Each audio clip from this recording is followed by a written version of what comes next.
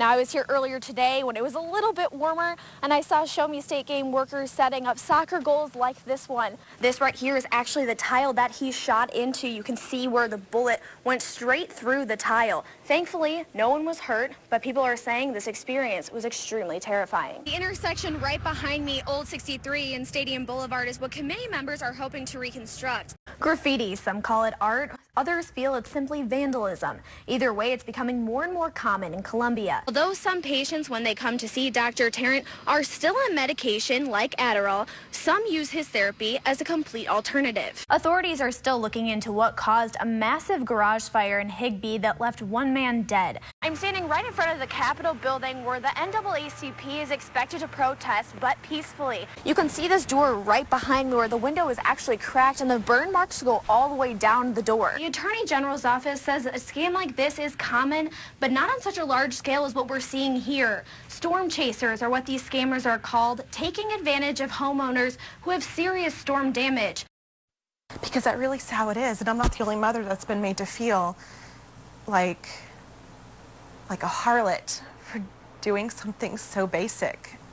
Something as basic as breastfeeding. Shara Ortavitas is a mother who says she's been asked to leave Warrensburg Parks and Rec pool not one, not two, but 3 times. In our initial report, Warrensburg said breastfeeding was not allowed because of sanitation issues. We're treating breastfeeding mothers just like we treat everybody else that comes to the pool that wants to eat or drink by the side of the pool. Breastfeeding was considered the same as eating or drinking near a pool. After being approached over the years, Ortavitas repeatedly approached the city at public meetings.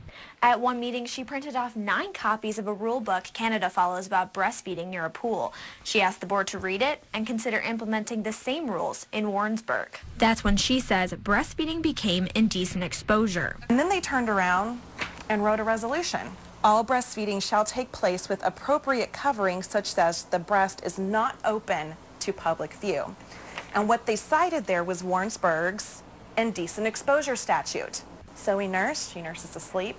This time I got a tap on the shoulder by the Warrensburg Police Department. Ortavitas provided KOMU 8 News with the ticket she got from police and an attached memo. She says it's from Parks and Rec, briefing police on how to treat mothers who fail to comply with breastfeeding rules. It will be important on the PD side that officers are informed that we don't want to book anyone on these incidences, only issue tickets for either exposure or for trespass. She's instructing the police department to ticket mothers for indecent exposure or trespassing.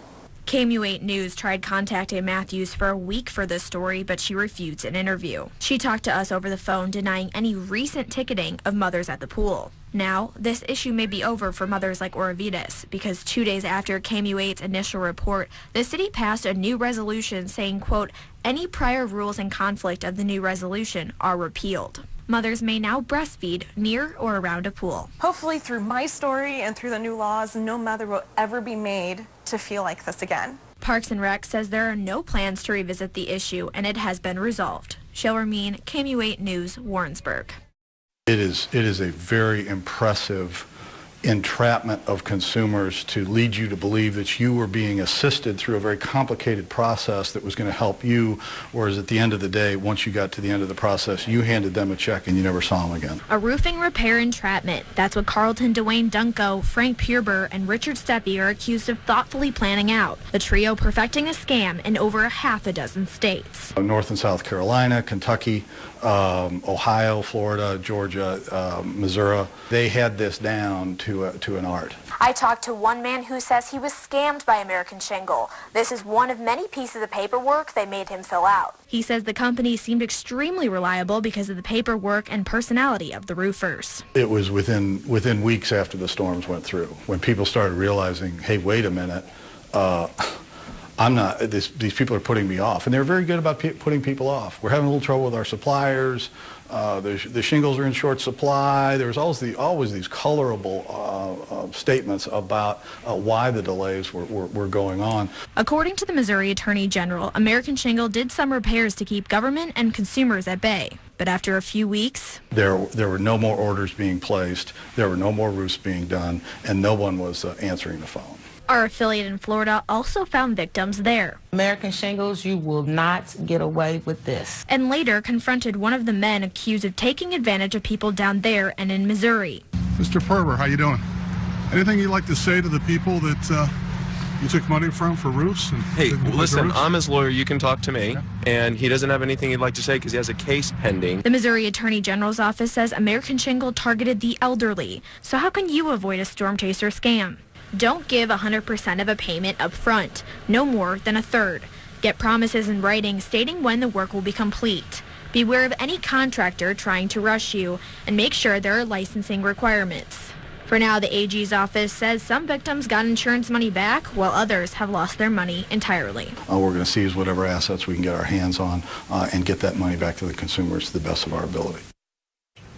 Dunko and Purebird are currently facing charges in Florida and are currently being held there. As for the third gentleman, Richard Steffi, he posted a $15,000 bond in 2 counties, so $30,000 of that will be going back to consumers. Once things wrap up in Florida, their Missouri case will begin, and these men could be facing criminal charges in several different states. Jeff Johnson is a 15-year-old who loves to dance, skateboard, and goof off with his dad. But what you can't tell by looking at him is just like 1 in 5 high school-age boys, he also has ADHD. I'm sitting there, thinking like, what can I do to help my child to overcome this diagnosis? Really, I look at it as there's no cure because that's part of the brain. How did this happen? How can we fix this? About 6.4 million children in the U.S. have been diagnosed since 2011. The number of children with ADHD will continue to rise. The CDC reports the percentage of kids diagnosed with ADHD went from 7.8 in 2003 to 11% by 2011. Something as high as 10 or 12% of the, of children are, would meet criteria to be diagnosed with ADHD, which seems very, very high. And so that raises a lot of questions. Are we overdiagnosing? Are we misdiagnosing? What's going on? Jeff was diagnosed at 9 years old and, like many kids, was put on medication. Making him sleepy a lot, and he was just doing other things, and, I just couldn't do it anymore, So I just have to deal with him, and just try to work with him and show him the skills, and I think that's the biggest thing is that we have to teach people skills, besides just sitting there saying, oh, let's just dope them up. The amount of kids taking medication in a 3-year time span increased by 28%. Columbia Dr. Jeff Tarrant provides a unique alternative to medication that some parents are turning to, a therapy leveling out brainwaves called neurofeedback. Dr. Tarrant demonstrated the technology for us in his office. Dr. Tarrant connects sensors to a patient's head, sending signals to a computer based on the person's actions. Feedback can be auditory signals. It could be different little games on the computer screen, so like a Pac-Man game. The brain has to do what I'm asking it to do in order for the Pac-Man to move, for to win the race, whatever it is that we're connecting to the data. The patient can watch a movie, but only if the brain is doing what it's expected to do. The screen is fully bright and the volume is all the way up. And as their brain starts shifting away from that, if it's not doing what I'm asking it to do, the screen dims, the volume drops. So the only way to be able to watch the movie, which is the reward, is to get the brain to do more of what I'm asking it to do. Jeff's family won't consider alternative therapies like this one, and for now, he'll also remain off of medication. There are people that have ADHD. They can just do a lot of things. Stuff that I probably couldn't even do. I've been around people with mental illness, disability, and, they do great things. According to Billy Harper, no good deed goes unpunished. Because last Saturday, he says he was shot when he tried checking up on a friend who left a voicemail saying he'd been attacked. So I go to the girlfriend's house to see if he's okay. Well, come to find out, I guess, that the girlfriend's house was where the fight took place at. A man answered the door, and Harper says he asked for his friend. Asked, well, what's going on, And then once I said, what's going on, that's when I seen that gun. And they didn't ask no question. They didn't tell me to leave, none of that. Harper was shot in the arm and the left-hand side of his body. He says all the accusations don't match up. You did not have a handgun? No, I did not. You did not hit someone in the face with a handgun? I did not. Detective Tom O'Sullivan says the house has been a problem in the past. You know, the one thing I want to emphasize, this is 2:30 in the morning. You're going to a house where you really don't know the people who live there. That really is not a good idea. Harper has a 1-year-old son and says the circumstances have impacted his life long term. I've done lost my job, a career job, not just a, you know, I actually worked hard to get to where I'm at, you know, and all of it's gone for me just trying to help a friend out, just to make sure my friend was okay. And because they had more friends there, you know what I mean, their story seems more believable than mine because I'm outnumbered, basically.